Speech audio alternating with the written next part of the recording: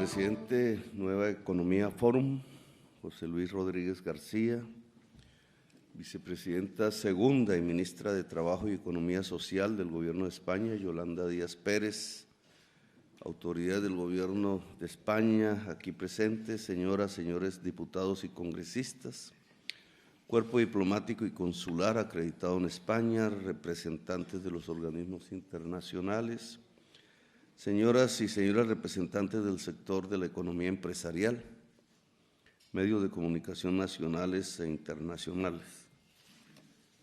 Aquí estamos un tanto ya de salida de esta gira que comenzó acabando mi voz, que ha sido intensa, mediática aquí, allá. Y estaba pensando un poco si abstraerme de la política concreta, plantear algunos temas que me producen incluso dudas sobre el qué hacer. Yo hago parte de una corriente que arrancó allá en los años 70 en América Latina, que trataba de fundar su quehacer político sobre la base de una visión teórica. Teorías que pues cambiaban, iban pasando por las fases diferentes de la historia misma de América Latina y de la humanidad. Y a veces me pregunto, bueno, hoy, en las realidades del hoy, en el mundo, en Colombia, si puede uno hacer eco, coger un instrumental de la misma teoría, que pudiera enseñar un poco, que pudiera alumbrar un poco en qué circunstancias es que estamos, hacia dónde podemos prever en el corto y mediano plazo que va el mundo y por tanto nosotros. El cambio de gobiernos que se da en estos años no es cualquiera, son personas como siempre, pero estos gobiernos, cualesquiera que sean los elegidos, en América Latina, en Europa, en Estados Unidos ahora, y en todo el mundo, marcan, y ese es un tanto el dramatismo de los tiempos fundamentales de la existencia humana, del quehacer que se despegue ahora, que se esté haciendo ahora, va a depender en mucho, en realidad, el destino de nuestros hijos y nuestros nietos, y no es por discurso, es por las circunstancias que la misma ciencia nos ha puesto en la discusión. En la izquierda de los años 70 y derivado pues, de las teorías que en ese entonces se movían, había un concepto que se olvidó, quedó un poco relegado allí en las esquinas del pensamiento y de la práctica política, que se denominaba relaciones sociales de producción, relaciones de producción. Ese concepto que nace en el siglo XIX en la economía política trataba de periodizar históricamente los procesos económicos y sociales, la historia. No sé si muy pretencioso o no, pero el concepto se olvidó. Los seres humanos establecen unas relaciones entre sí para producir, para sobrevivir, que cambian en el tiempo. Que unas eran hace 20.000 años, otras eran hace 1.000, otras eran hace 500, otras son hoy. La pregunta es cuáles serán mañana, de acuerdo a la realidad que estamos viviendo, sin entrar a utopías o a elucubrar por fuera de esta misma realidad. Ese concepto olvidado, relaciones entre los seres humanos para producir, que cambian la historia, que tiene una historicidad, pues obviamente define lo que llamamos el capitalismo y que hoy domina todo el mundo, que ha generado incluso en el ámbito cultural e intelectual una especie de pensamiento único, que creemos científico, que creemos que dice la verdad o nos acerca a la verdad, que es como la mayoría de los dirigentes políticos, empresariales, económicos, etcétera, incluso culturales, tienen en la cabeza, se expresa así, pero que uno debería contrastar con lo que la ciencia nos dice, la crisis climática. ¿Cómo se lee eso a la luz de las relaciones sociales de producción? Como alcalde, como presidente ahora, he asistido a los eventos que hacen las Naciones Unidas, reuniendo presidentes, decenas de ellos. Quizás la más importante, la de París, tuvo mucho más fuerza en 2015, que se llaman las COPs. Unos eventos donde uno llega, lo primero que le extraña es el lobby empresarial petrolero. ¿Cómo así? Porque uno lo que lee de la crisis climática es que es el uso del petróleo, el carbón y todo químico que tenga la molécula con la C del carbono, lo que produce a través de una estructura económica el llamado calentamiento global, el cambio químico de la atmósfera. Entonces, ¿por qué? Si los presidentes, es decir, la política, el poder público mundial, tendría que encontrarse un poco con independencia precisamente para establecer unos senderos, unos caminos concertados, acertados o no, no lo sabemos, pero esa independencia sería muy importante hoy. Eso nunca lo he podido encontrar en los eventos que he ido. Y allí me he puesto un poco a analizar el relato, le llamo yo, la narrativa. Y como economista, pues la narrativa económica que hay detrás de los planteamientos, no tanto la científica, la de los físicos, la de los químicos, que uno intenta entender, pero me acerca el tema de la visión y el enfoque económico de la crisis climática. Y obviamente desde un pensamiento dominante casi único, se utilizan unos instrumentos que llamaremos de mercado, para ver si esos instrumentos solucionan el problema actuando casi que automáticamente, como estamos acostumbrados en otros temas en el último medio siglo. Allí aparecen las tasas carbón, allí aparecen conceptos como el capital verde, que muchas personas aquí yo creo que enarbolan. A veces se nos reduce la solución del problema a cambios tecnológicos puros y simples, como cambio una refinería por unas granjas solares, en un lugar de vientos por energía eólica, etcétera, cómo se logra financiar esos cambios, cómo se transforma el sistema financiero internacional para que le dé cabida y promueva mejor que el capital fósil que aquí acaban de nombrar. Cuando uno dice capital verde y lo enfrenta al capital fósil, creo los nombres están bien puestos, tendría uno que preguntarse, bueno, la misma interrogación del siglo XIX, que es el capital. Y entonces volvemos hacia el concepto de relaciones de producción, no hay otra forma de definirlo.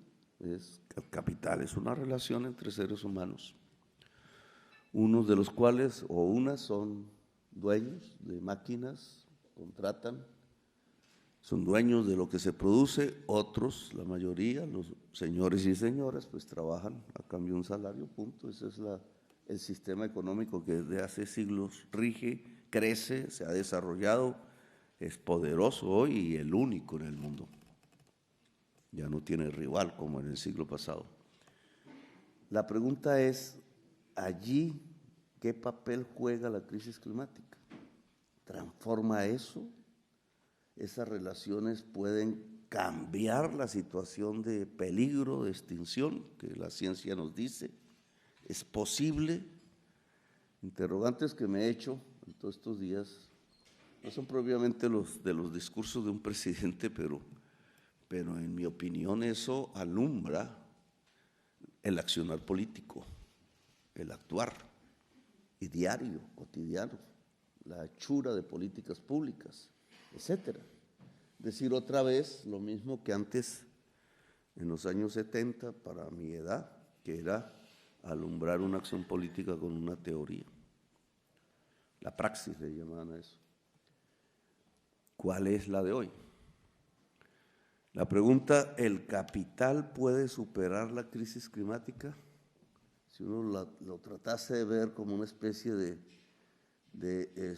un escrutinio científico para descubrir la respuesta de esa pregunta, olvidándose un tanto de las vicisitudes políticas del diario vivir, pues no parece haber una respuesta, digamos, acertada, firme, ¿cierto?, constatada. No sabemos si el capital puede superar la crisis climática, y la respuesta a eso genera un accionar u otro, y es, si nos equivocamos, profundamente peligrosa, porque la crisis climática es sinónimo de extinción de la humanidad en el corto plazo. En un siglo, dicen los científicos, en 2 siglos, decía Stephen Hawking, es decir, nuestros hijos y nuestros nietos. Además, no es un momento final, sino que es un proceso de degradación de la calidad de vida continuo. Lo acabamos de experimentar con el COVID. No es lo único que vendrá, ni lo peor. Entonces, esa pregunta que no podríamos contestar ahora, que hay que indagar, que hay que pensar, que hay que escribir, que mucho de nuestra intelectualidad en el mundo debe tratar de responder con los tiempos adecuados, que no son mucho. ¿Puede el capital superar la crisis climática? Pues la dejo sobre las mesas en este desayuno. Si la respuesta es afirmativa, pongámonos en ese escenario, si las lógicas descubiertas en la economía sobre el capital determinan que, como tantas veces en tantas crisis, este supera la crisis, cambia la fase, se transforma, pero sobrevive, va marcando las fases de la historia contemporánea. Si la respuesta es sí puede, pues aparece algo que se llama el capitalismo o el capital verde. Empresarios que tendrían que ver cómo recogen dinero para invertir en unas máquinas, contratar una fuerza de trabajo para hacer un tipo de mercancías que tendría que generar una rentabilidad para cambiar las energías, transformar las energías de fósiles en limpias, etcétera, lo que ya conocemos como la descarbonización de la economía, que es un término que me parece exacto para lo que tenemos que hacer. Para descarbonizar la economía tendría que haber una transformación del capital en capital verde, es decir, con ese objetivo específico. Ejemplos de eso hay, obviamente, empresas que ya están en ese terreno, pero aquí la pregunta es, ¿solo podría moverse en donde hay rentabilidad? Porque si no, pues no invierte. En Naciones Unidas se ha hecho unos esfuerzos en las COP para mirar, y eso sí ya me parece ilusorio, que toda actividad que busque superar la crisis climática tiene que tener rentabilidad.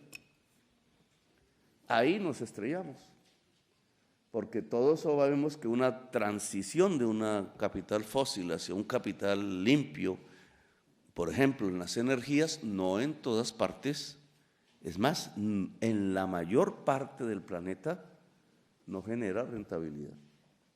Por tanto, el capital no va a ir allí. En otras sí. Hay zonas de la geografía y del tiempo en donde el capital logra la rentabilidad para transformarse, y hay otras donde no. Problema, si queremos pasar de fase, tiene que ser en todo el planeta, en lo esencial de la economía, aun si no es rentable. Y entonces, si no es rentable y el capital automáticamente no va en su búsqueda de ganancia, ¿qué hace la humanidad? La respuesta tendría que estar en la política, no en la economía. La respuesta tendría que estar en el poder público, que no busca la rentabilidad per se. La política tendría que estar en unos instrumentos de concertación mundial, que hoy no existen. Los desbaratamos los que habían, que no servían tampoco para este problema, pero es que ahora estamos en cero.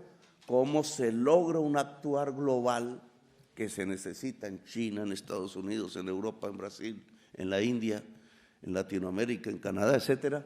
¿Cómo se logra un actuar global que en el poco tiempo que hay, que no es el mismo de la existencia, sino menor, o sea, poder detener el cambio químico de la atmósfera al menos, pues permita abrir la perspectiva de sobrevivir a esta crisis?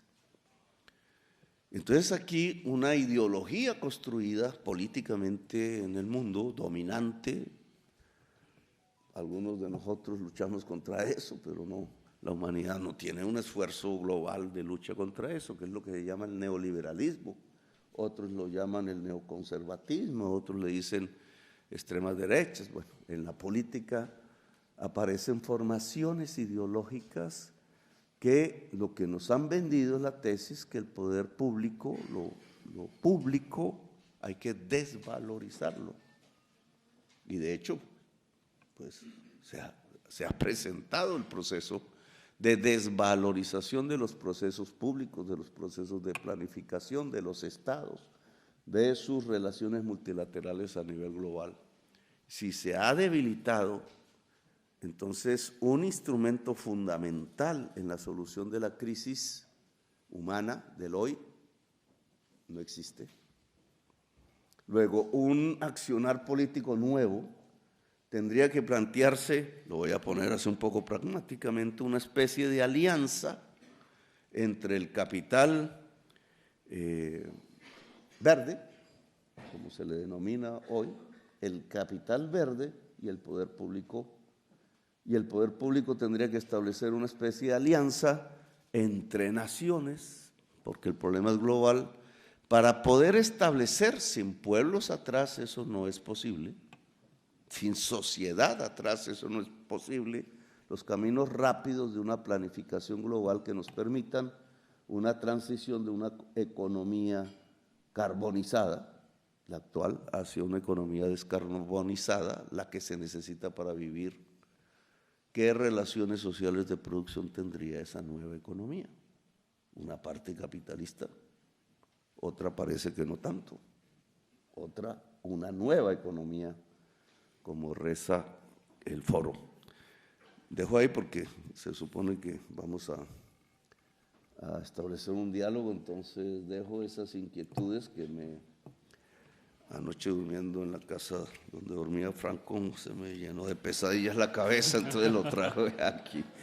Gracias.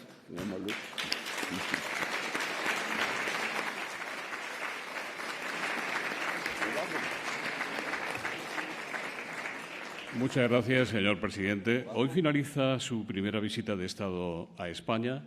¿Está usted satisfecho? ¿Qué hitos, qué momentos destacaría de estas jornadas marcando una nueva etapa de las relaciones entre nuestros dos países? Bueno, comencé muy teórico, pero obviamente en ese contexto, y dependiendo de los flujos políticos que varían aquí, varían allá, pues como todo fluye.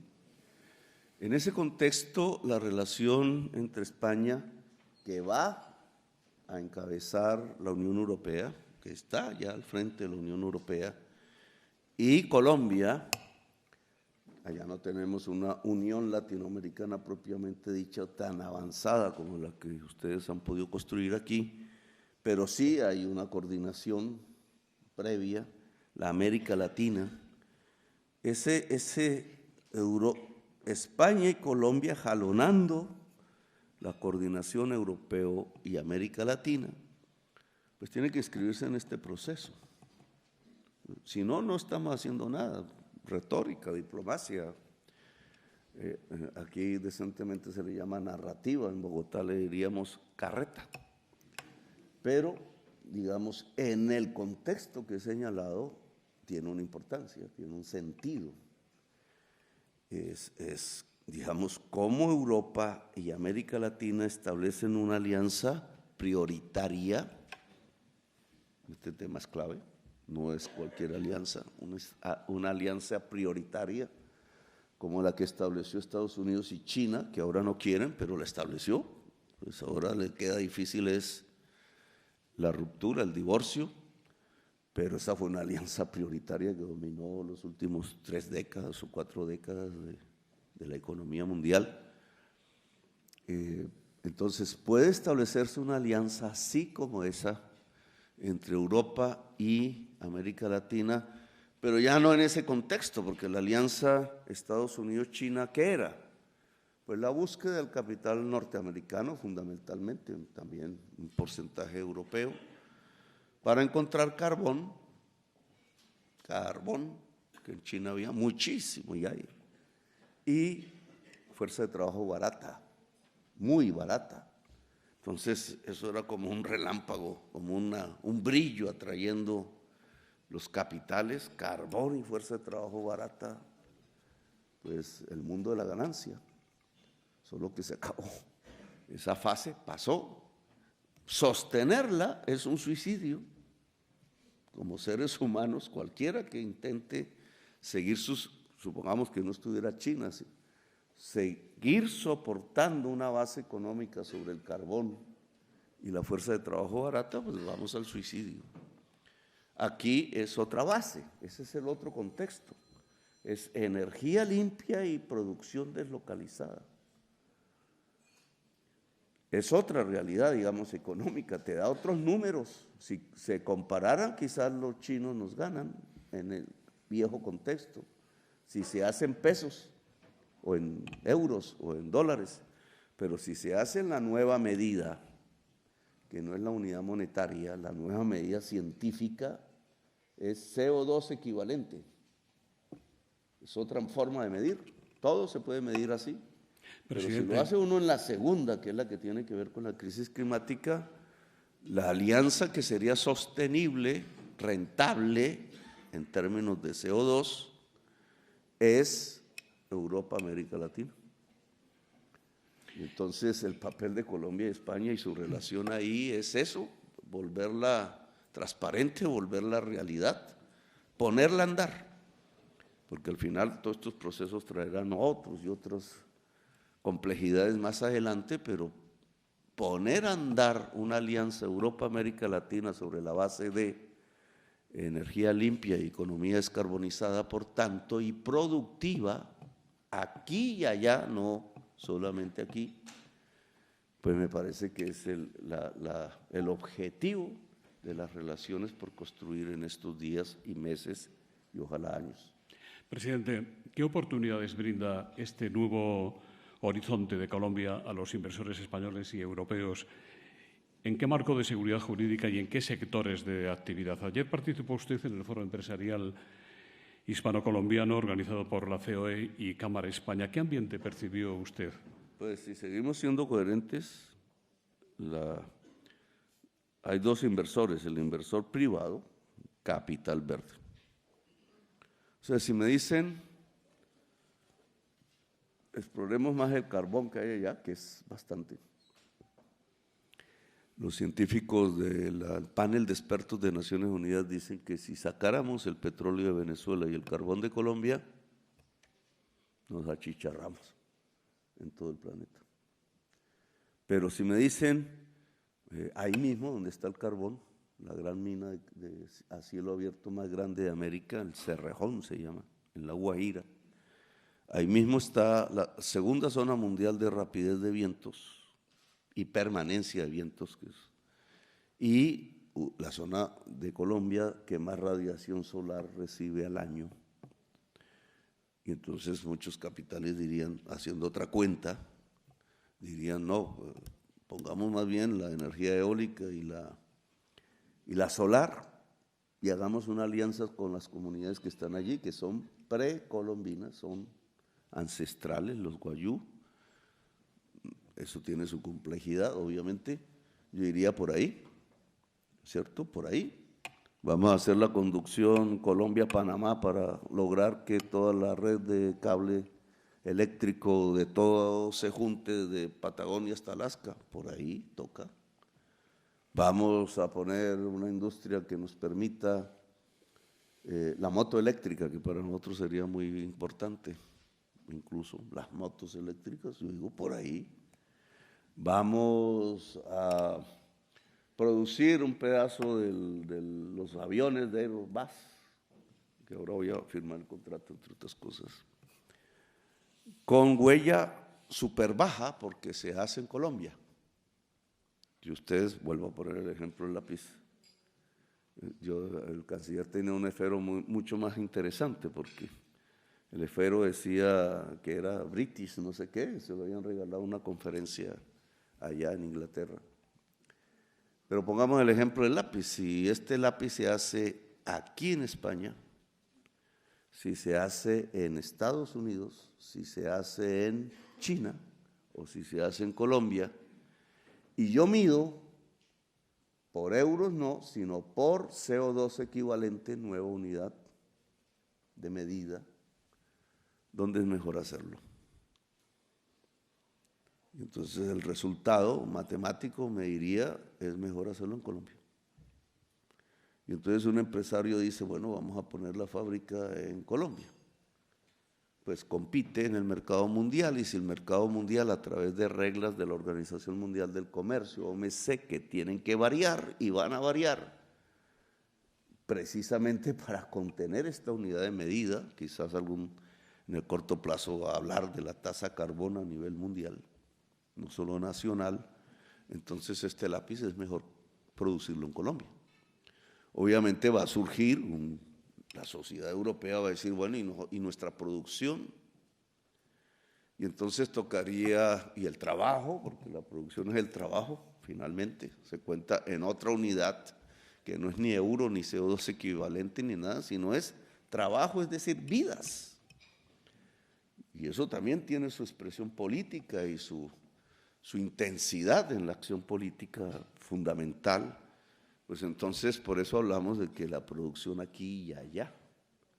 Es decir, podemos, incluso a través de la transferencia de energías limpias, concepto que todavía no se conoce bien, transferir energías limpias, producir aquí y allá en unidades de CO2 tan pequeñas que compiten en un mercado que se va a mover cada vez más en el tiempo, no a partir del precio de mercado, miren lo que estoy diciendo, sino a partir de la emisión de CO2, porque eso representa la existencia del ser humano en el planeta. Entonces, digamos, ¿qué le diría a los inversionistas aquí? Miremoslo en esos términos. Obviamente que mirarlo también en moneda, no podemos ser románticos, pero esa relación moneda-CO2 equivalente que trazan los científicos, cada vez va a asimilarse más. Es un proceso en el tiempo. Partimos de lo viejo, estamos en lo viejo, pero el inversor es precisamente alguien que va calculando el futuro. Tiene que hacerlo, si no se estrella. Y si el futuro, y no lejano, sino cercano, está marcando estos derroteros que leemos en la prensa, en los informes científicos, pues yo diría, es el momento de invertir en Colombia, en el tipo de nueva economía, no en la vieja porque nos estrellamos, sino en la nueva. Es el tiempo de invertir en América del Sur, porque esto no es específico solo de Colombia, esto tiene, digamos, una connotación latinoamericana. En el espacio geográfico latinoamericano está el rincón del mundo que más potencialidad tiene en generar energías limpias. Y por ahí el CO2 equivalente se nos vuelve una ventaja a la inversa. Emitimos menos que cualquiera, aún en los mismos productos. Entonces, ¿qué posibilidades hay? Claro, hay otros elementos, la conectividad, la cantidad de agua, la cultura laboral, etcétera, que entran en la definición de una inversión, pero aquí hay un eje central. Ahora, esa inversión en estas cosas nuevas, riesgosas para el inversionista porque son nuevas, recientes, necesita de una alianza fuerte del poder público.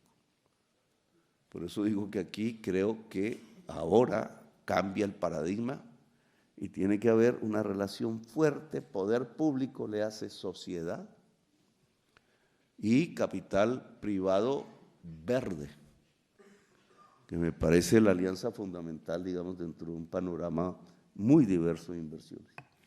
Presidente, durante su visita ha abordado usted con el presidente del Gobierno español, el señor Sánchez, la importancia de reforzar la cooperación y el desarrollo entre nuestros dos países en un sector industrial estratégico como es el aeroespacial. Han hablado del dron SIRTAP, de aviones de combate Eurofighter, de dotar a Colombia de nuevas capacidades satelitales.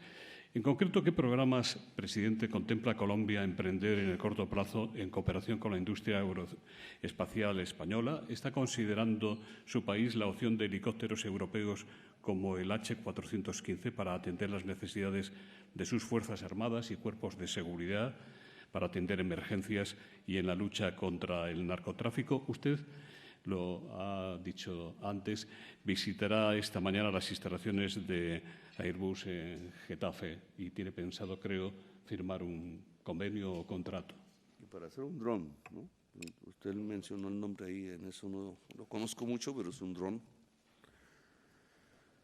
que tiene que ver, digamos, con unas necesidades específicas de Colombia que están ligadas a vigilar el territorio, ciertos territorios concretamente, en donde la presencia del Estado no ha sido mayor en los últimos tiempos y que quedan bajo control de lo que yo denomino poderes mafiosos que se han extendido por toda América, Europa y el mundo. Pero me lanza su pregunta al tema del narcotráfico.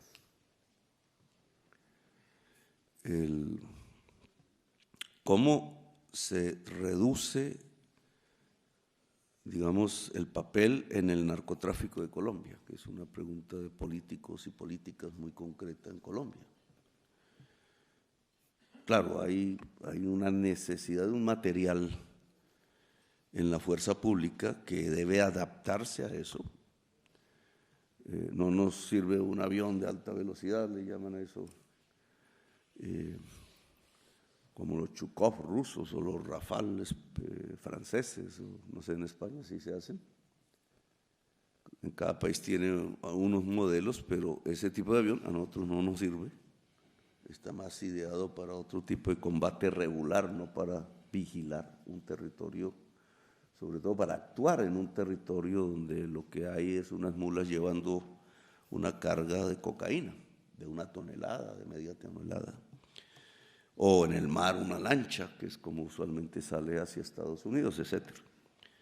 Pero fíjense ustedes que aquí me dan la oportunidad de mirar otra alternativa que no es antagónica, eso tiene que ir de la mano. Colombia llega a convertirse en el principal exportador mundial de cocaína desde hace unas décadas porque no se hizo una reforma agraria. El problema no es tecnológico, el problema es político y social. No se hizo como en Europa, no se hizo como en España. En Europa es difícil ustedes ver una hectárea de tierra sin uso productivo o ambiental. Eso lo hizo el capitalismo. El capitalismo necesita una tierra productiva, eficiente desde el punto de vista de la producción. Y lo hicieron en Estados Unidos, ustedes lo ven desde el aire, no hay sino que sobrevolar Francia y uno se da cuenta de lo que pasó allí. Y aquí hubo un proceso histórico difícil, pero lo hubo. En Colombia, nunca. Entonces nosotros tenemos una estructura de tenencia de la tierra muy desigual, profundamente, por eso es uno de los países más desiguales del mundo. Una especie de viejo feudalismo traído al siglo XXI. Vemos 20 millones de hectáreas de tierras fértiles, sin producir una sola mercancía alimenticia ni nada por el estilo.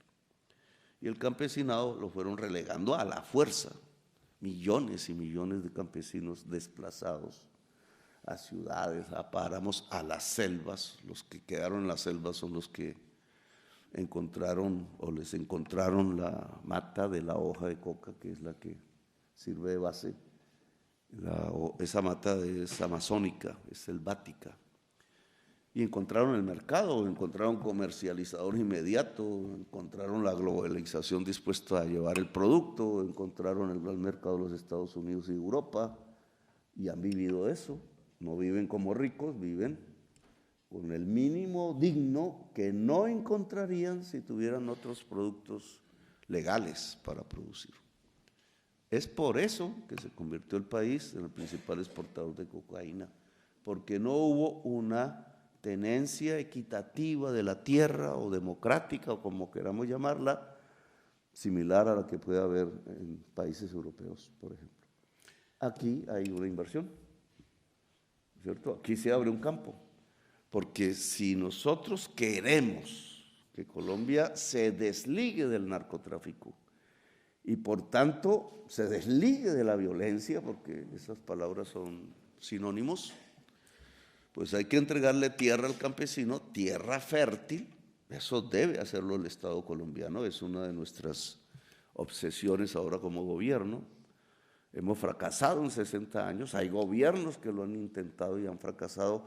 Casi todo gobierno que lo intentan tumbar o lo acorralan con la violencia. La violencia colombiana en las fases, esta última tiene 60 años, yo le llamo violencia perpetua, se debe a esta enorme desigualdad de la tenencia de la tierra y a la incapacidad de los gobiernos de repartir mejor esa tierra.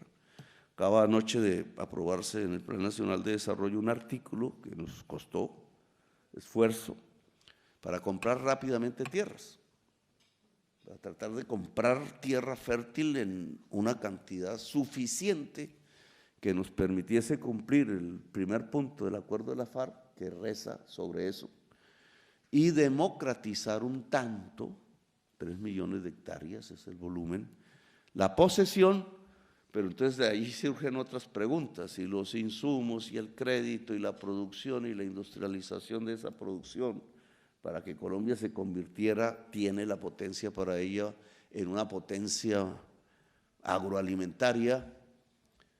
Pues nosotros tenemos una parte como capital público, pero aquí habría unas opciones, aquí hay una experiencia, aquí podríamos coordinar cooperativas campesinas con capital privado, que también es verde, porque cuando se trata de alimentación, este es uno de los temas que cada vez va a ser más importante en el mundo. Creíamos que eso ya estaba superado, que ya los problemas del hambre irían en descenso paulatinamente, pero no. A partir del COVID, el hambre se disparó en el mundo. Descubrimos qué débil es el mercado internacional respecto a la alimentación de los seres humanos. Un solo puerto bloqueado y que nosotros no importamos nada de ese puerto.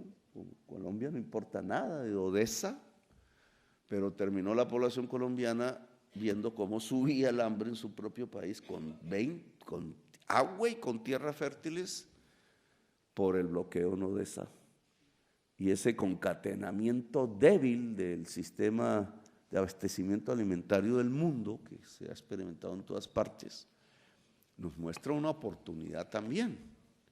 Con este señor Blinken de Estados Unidos, me sorprendió él, en alguna conferencia nos encontramos, no me acuerdo si en Davos o en algún lugar de esos, y él mismo dijo, el secretario de Estado de los Estados Unidos, tenemos que llegar a un mundo donde los países traten de autoabastecerse en su alimentación, lo que llamamos la soberanía alimentaria, completamente diferente al discurso de durante todos estos 40 años.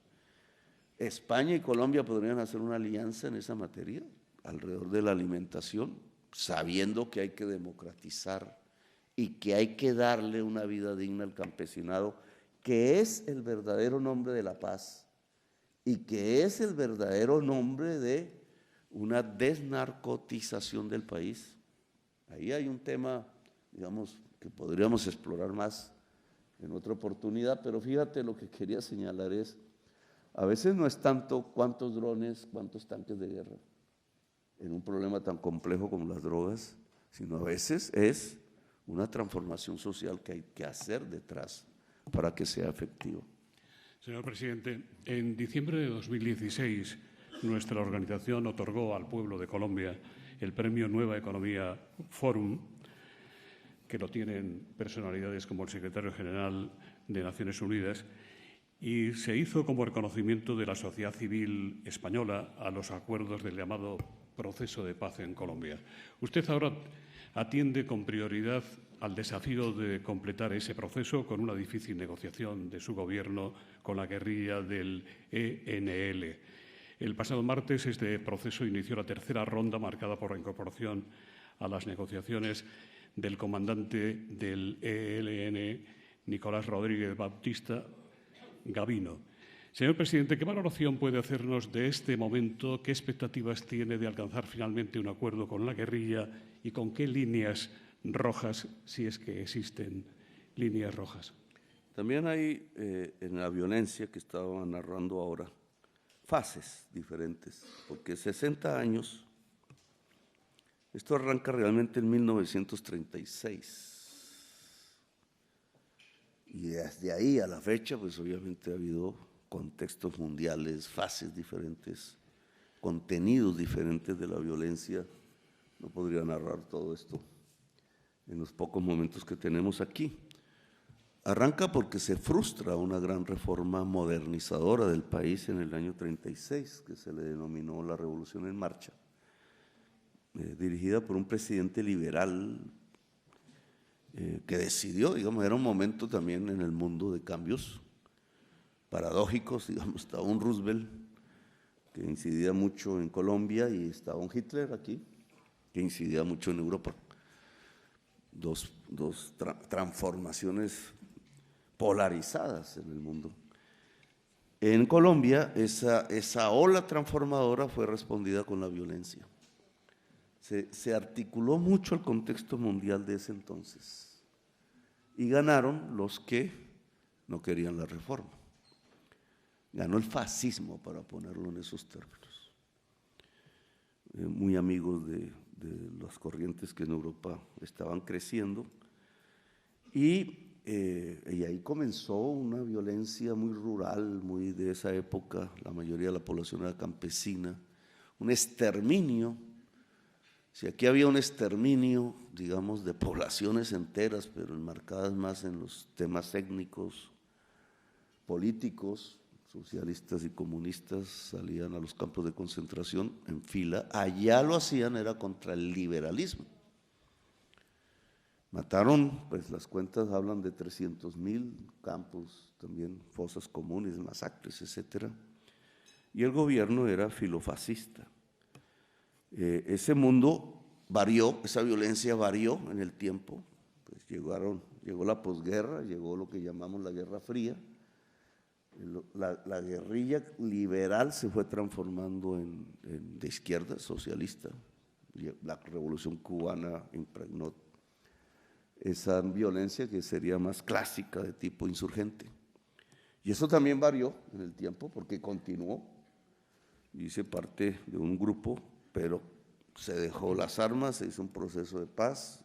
España ayudó porque había hecho un proceso de pacto que le llamamos nosotros Pacto de la Moncloa parecido. No estalló España en violencia, Colombia estaba en la violencia e intentamos una transición que podríamos llamar democrática a la Constitución del 91, pero la violencia siguió y cogió otro contexto que es prácticamente la articulación con el mercado de narcóticos del mundo y por tanto con la cocaína, que es lo que he mencionado. La cocaína está sufriendo una transformación hoy. No puedo decir que tenemos la certeza, son como indicios que hay que probar. Es muy reciente. En muchos lugares de producción de hoja de coca de Colombia no hay compradores. Y tenemos un fenómeno que no había existido, es un campesinado que vivía de vender la hoja de coca o la pasta de coca, que hoy tiene hambre. Crisis. Entonces, bueno, ¿por qué? Nos ha llegado como de 8 o 9 puntos. Es un hecho que hoy por hoy no están comprando hoja de coca en Colombia. Las causas pueden ser diversas, pueden ser coyunturales, pero puede haber una, que es la que estamos manejando como hipótesis, y es que el mercado del consumo varió estructuralmente. ¿Qué significa eso? Que quienes consumían rutinariamente cambiaron en Estados Unidos. Que allá, si uno mira los datos de allá, de Estados Unidos, pues se encuentra, aunque no hay un estudio completo de esto, que se disparó el consumo de fentanilo. Es una paradoja para quienes han apoyado la política antidrogas de los últimos 50 años en Europa y en Estados Unidos, porque la política antidrogas que hizo Nixon, la inició, iba contra la marihuana. Ahí se montó todo el andamiaje de ver la lucha contra el consumo de narcóticos como una lucha militar, una lucha policial, manejada con cárceles. Por lo menos 10 millones de norteamericanos han ido a parar a la cárcel, la mayoría negros y latinos. Y 50 años después el resultado es que las organizaciones mafiosas son 10 veces más poderosas. No es Pablo Escobar, como decía Vox.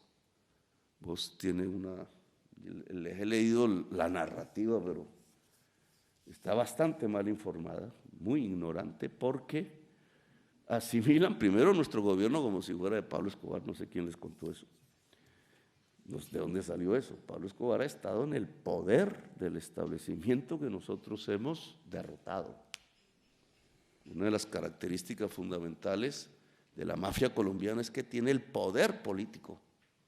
No son los campesinos que cultivan hoja de coca, son empresarios, son senadores, entran por el palacio de gobierno como Pedro por su casa, tienen y han tenido el poder.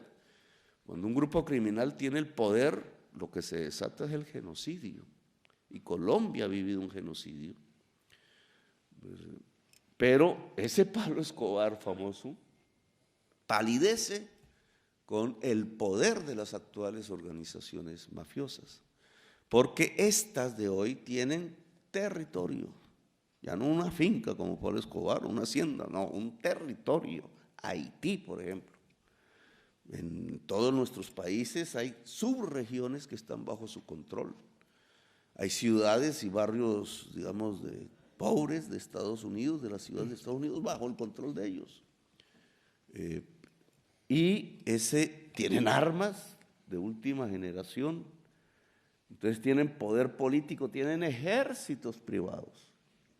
Muestran los mexicanos, la mafia mexicana, y usted no distingue si son mariners o son del ejército privado, del narcotraficante no sé qué, cómo se llama. Es decir, es un poder inmenso transnacional. No hay mafia colombiana, hay mafias transnacionales. Y, bueno, me estoy alejando, el tema es que sus objetivos ya no son la cocaína, porque el consumidor de cocaína parece, esto déjenmelo entre comillas porque hay que constatarlo bien, se trasladó al fentanilo y a mezclas sintéticas. Eso hace que la mafia de la cocaína específicamente esté variando. ¿Y cómo varía? Pues trata de traerla en masa a Europa. Cayó un cargamento en Rusia de media tonelada, en Moscú, media tonelada. Aquí descubrieron, no me acuerdo en qué ciudad, si en Madrid o en alguna, un laboratorio de cocaína. Que eso sí, pues aquí se descubrían los embarques y los barcos, etcétera, pero lo que descubrieron recientemente fue un laboratorio para hacer cocaína de la pasta de coca. ¿Eso qué significa? Que esta mafia empezó a tener problemas en el mercado norteamericano y está buscando otros. Señor presidente, ¿nos puede regalar tan solo unos minutos? Ya sé que tiene usted una agenda muy apretada hoy, tiene que ir a Airbus. Pero te iba a finalizar porque me extendí un poquito. Si esto es cierto y hay un cambio en la estructura de consumo, toda la producción cocainera colombiana se desploma, que es un poco lo que estamos percibiendo. Y si es cierto, la posibilidad de un desarme generalizado, porque está muy ligado ya la violencia y las armas al negocio ilícito, se abre. Este es el momento, y me da un poco de frustración, este es el momento, porque el Estado es muy lento, paquidérmico, y esto es rápido. Este es el momento en que podríamos desconectar el campesinado de la producción de hoja de coca, ofreciendo tierra, ofreciendo obviamente otra alternativa, ofreciendo una reforma agraria. Este es el momento en donde los norteamericanos tan necesitados, digamos que han estado tan obsesivos con el tema, debieran estar invirtiendo para ellos una cantidad muy pequeña de dinero para sacar el campesinado colombiano del mercado de las cadenas del narcotráfico, Europa también.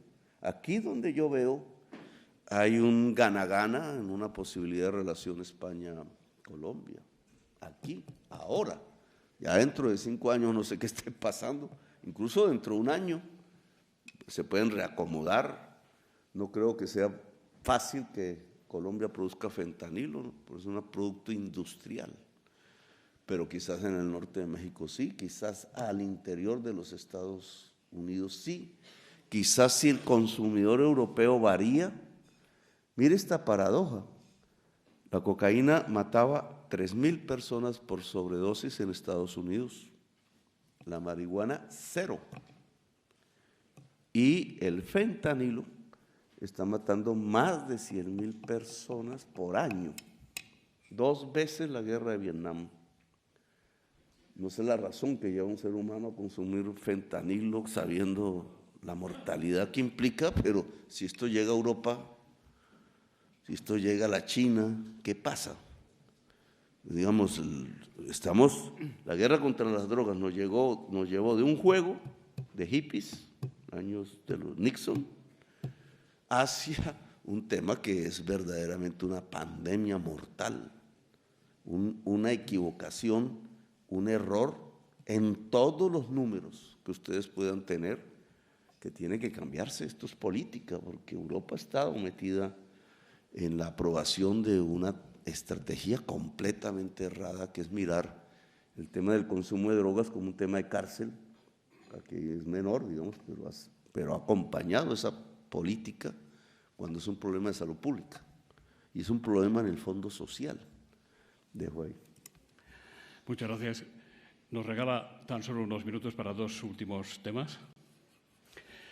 ¿En qué momento se encuentran las relaciones entre Colombia y Venezuela? ¿Qué papel está desempeñando o puede desempeñar su gobierno, el que usted preside, en el proceso de normalización democrática de Venezuela? ¿Qué le gustaría a usted que ocurriera en su país vecino y hermano? Miguel Otero le pregunta si estaría usted dispuesto a invitar a María Corina, la líder opositora, a viajar a Bogotá para conocer su visión sobre la situación. Y el otro tema es tratar de conocer cuáles son sus expectativas, presidente, acerca de la próxima cumbre Unión Europea-CELAC de jefes de Estado y de Gobierno, que tendrá lugar en Bruselas en julio, y ya estará España ejerciendo su presidencia de turno de la Unión Europea. ¿Cree que España puede influir para mover al resto de los países de la Unión y lograr un consenso con frutos concretos en la relación con América Latina y el Caribe? El tema Venezuela, Colombia, obviamente, nos enseña como en 2 grandes temas lo que hoy es la guerra Ucrania-Rusia y lo que se llama la migración, las grandes corrientes migratorias que hay en el mundo. Venezuela y Colombia son prácticamente un mismo pueblo. Misma historia, el libertador, que llamamos Bolívar, fue en Venezuela. En esa época, colombianos jóvenes todos morían en Venezuela luchando por establecer una república libre, y venezolanos morían en Colombia. El ejército era colombo-venezolano, no había esa frontera, se fundó una nación que se llamó la Gran Colombia sin esa frontera. En el siglo XX hubo una gran corriente migratoria colombiana hacia Venezuela, 4 millones de colombianos se fueron allá. Y ahora, más o menos, según algunas cuentas, 2 o 3 millones de venezolanos entraron a Colombia.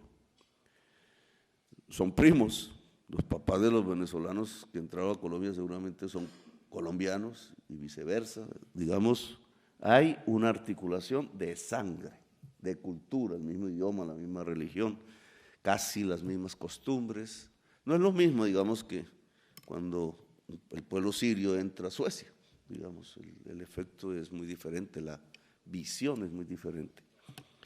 Pero las relaciones comerciales obviamente se fueron al suelo, eran las más altas, como deben ser las de España y Francia, supongo, no sé cómo serán ahora los números, como las de Estados Unidos y Canadá. Entre vecinos las relaciones comerciales siempre son más intensas, la vecindad.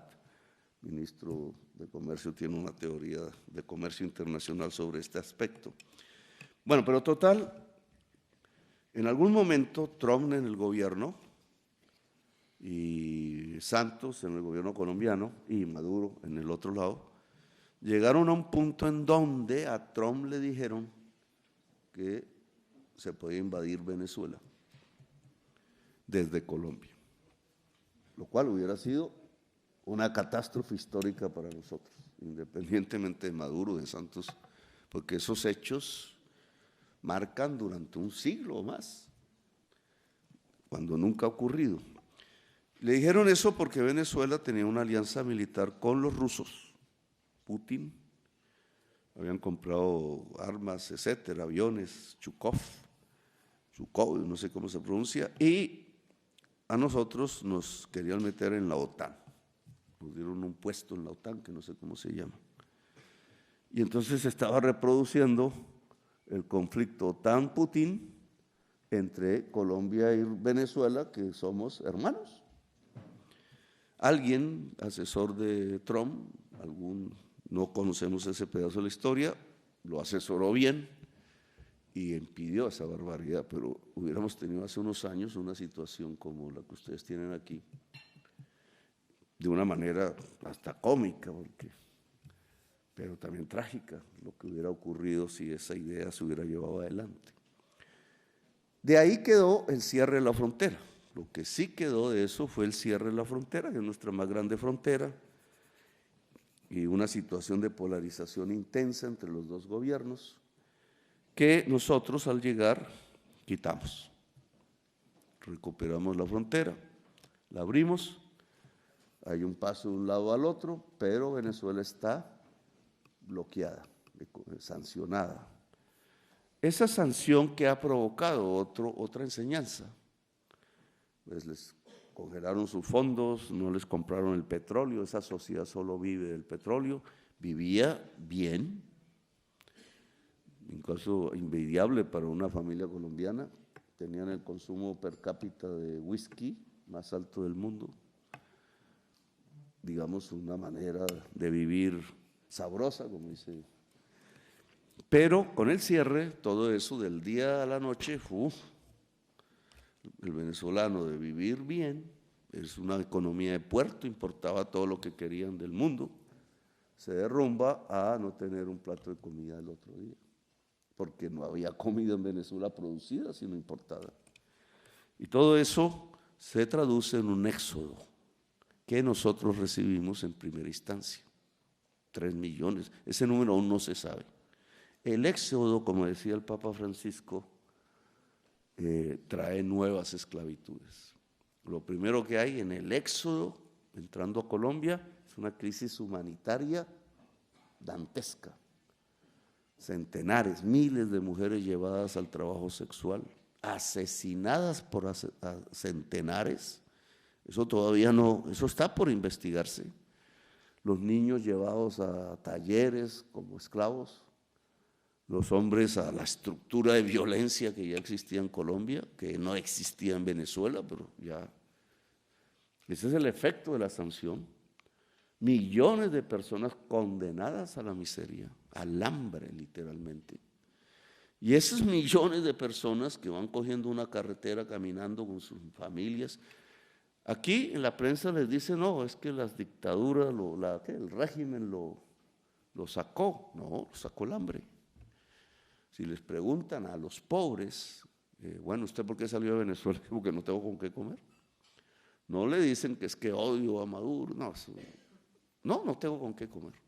Si votó o no votó, a lo mejor ni votó. Pero toda esa marejada cogió en dos direcciones, no se quedó en Colombia. Una parte se quedó en Colombia, el resto cogió por un sitio que se llama el Tapón del Darién, que ni la guerrilla colombiana utiliza, porque es tan densa la vegetación en el sitio de mayor biodiversidad del planeta que no se pasa físicamente a Panamá, de ahí a Centroamérica y de ahí a Estados Unidos.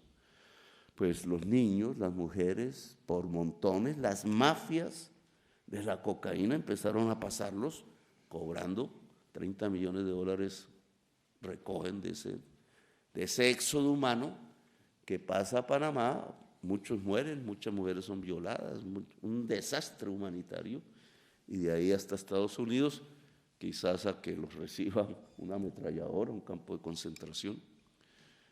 Eso produjo la sanción. Entonces, ¿qué es peor? Esa es la pregunta. Yo no puedo resolverlo porque es una decisión política más global. Intentamos una conferencia en Bogotá ahora y llegaron 20 países, muchos europeos, latinoamericanos, los Estados Unidos, y se estableció una posible solución, que es andar como en un riel, dos carriles, por un carril, ir levantando sanciones paulatinamente, por el otro ir adelantando un cronograma electoral con garantías. Esa fue la conclusión de la conferencia. De ahí a hacerlo, pues ya veremos. Ahora tenemos que ir a ver si es posible. Pero esta enseñanza, OTAN, guerra entre hermanos, o sanción, migración, éxodo, y después se vuelve como un boomerang, porque ese éxodo iba para Estados Unidos, va para Estados Unidos. Allá los éxodos, no sé si es igual acá, eso hay que compararlo, pero eso es como una manifestación de 15,000, 20,000 personas que van caminando hasta llegar a la frontera con los Estados Unidos en un mes, y en el otro mes otra, y así, un flujo, un éxodo. Pues eso se desató con las sanciones a Venezuela. Sobre la cumbre Unión Europea-CELAC, que se va a celebrar en Bruselas en presidencia española. Pues me devuelvo hasta el principio, pero vuelvo a decir que esa cumbre puede ser una reunión más protocolaria, una declaración que después nadie recuerda, que queda por ahí o puede poner en un contexto diferente un relacionamiento, llamémoslo una alianza prioritaria, que movería la economía europea y la economía latinoamericana hacia esto que yo llamo la economía descarbonizada, si la vemos así, con ese norte, si la planificamos así. Le voy a dar, señor presidente, un último turno para sus mensajes finales. Antes, si me lo permite, le voy a ofrecer el micrófono al doctor José Abad para que, en nombre de las dos entidades que hacen posible con su mecenazgo este Fórum Europa, pueda intervenir y darle las gracias por su intervención. Las dos entidades son Asisa, la del doctor Abad, y Solaria, la del señor Redori. Muchas gracias, presidente, por su exhaustiva exposición, donde ha predominado un hecho que me parece que es muy positivo tanto para colombianos como españoles. Ha pronunciado en diversas ocasiones la palabra alianza. Yo creo que efectivamente la alianza entre ustedes y nosotros es plena. La cultura yo creo que es la mayor alianza que tienen los pueblos, y la comunidad que tenemos con ustedes es notable, empezando por los poetas, que han sido en parte eclipsados por ese astro que es García Márquez.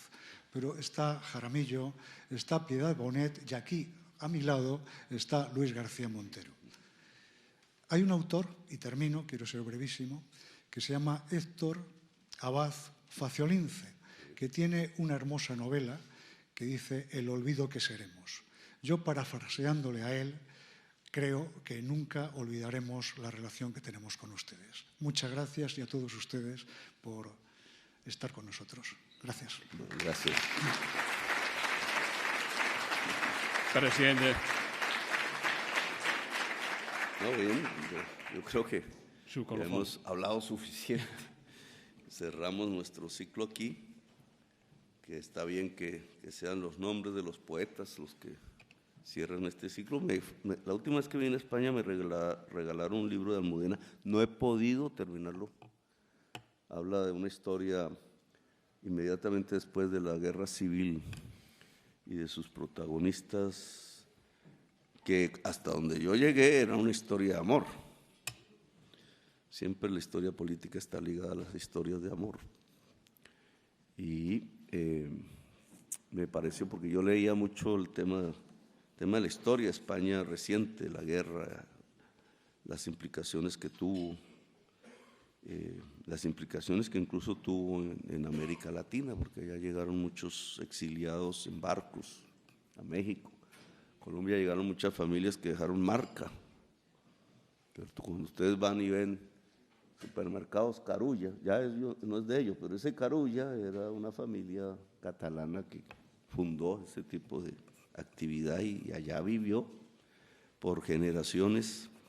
O quien me operó los ojos, cuando yo soy miope, bastante miope, y usaba unas gafas gruesas de chiquito, y entonces me llevaron a mirar los ojos, y entonces a la mejor clínica que había en Bogotá, que ellos tenían, digamos, si hubiera sido con las lógicas, era muy cara y yo no hubiera podido ir, pero ellos tenían ahí un sistema diferencial de tarifas, y entonces me llevaron. Y la clínica se llama, porque aún existe, Barraquer. Cuando uno mira la historia, pues es una familia también catalana, creo, que llegó allá, fundó y por generaciones se dedicó al tema de la oftalmología y dejó una marca. Cualquier bogotano sabe que es Monserrate, que es la clínica Barraquer, digamos, y tiene que ver esto con, no tanto Monserrate, pero sí. Estas familias, pues eran familias exiliadas. Yo estudié con un muchacho que llamaban Bilbao, le decían Bilbao. Los curas nos enseñaban, era un colegio público, nos enseñaban los curas eran franquistas. Yo todavía no entendía, era un niño, no entendía por qué decían las cosas que decían, que fue lo que me llevó a ser de izquierda, todo lo contrario. Pero habían unos jóvenes un año antes, mayores, y de pronto se fueron y le hicieron una despedida. ¿Y por qué se van? No, que retornan a España. Y entonces ahí, ¿por qué ellos estaban aquí? Yo no entendía por qué estudiaban en el colegio y por qué retornaban a España. Y era la historia de España, que nos tocaba, digamos, nos iba rozando hasta determinarnos en cierta forma. Entonces, bien que sean los nombres de los poetas que siempre estuvieron aquí juntos, siempre. Neruda, García Márquez, que era, y los poetas españoles que también sufrieron estas vicisitudes de la historia, que yo leí mucho en su momento y que aún cuando me entristezco por ahí solo los oigo. Muchas gracias.